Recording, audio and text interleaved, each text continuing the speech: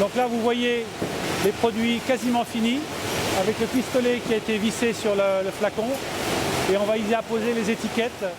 Donc il y a maintenant plus de 2 ans, nous avons mis en place une initiative forte qui concerne donc la recyclabilité des plastiques.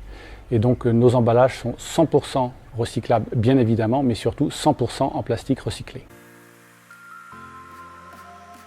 Comme c'est une boucle, c'est les deux. C'est-à-dire que les plastiques que l'on utilise sont des plastiques recyclés, et lorsque notre produit a été utilisé, ils deviennent des plastiques recyclables qui vont rentrer dans la boucle et qui vont à leur tour devenir de la matière première pour fabriquer de nouveaux flacons. L'avantage du plastique qu'on utilise, qui est du PET, c'est que c'est un plastique qui est réutilisable à l'infini. Donc nous sommes dans une boucle d'économie circulaire pratiquement parfaite. Nous utilisons principalement 2 types de plastique, le PET pour les produits comme les produits vaisselle ou les produits donc, de nettoyants ménagers, et le PE pour notamment les lessives, les bouteilles de lessive, c'est un plastique un petit peu plus souple.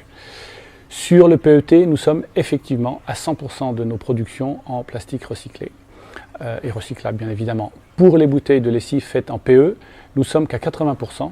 Et pourquoi? Parce qu'aujourd'hui, c'est la capacité de nous fournir ce plastique qui est limitée, mais nous pourrions très facilement passer à 100% si les fournisseurs étaient capables de nous produire donc, ce plastique.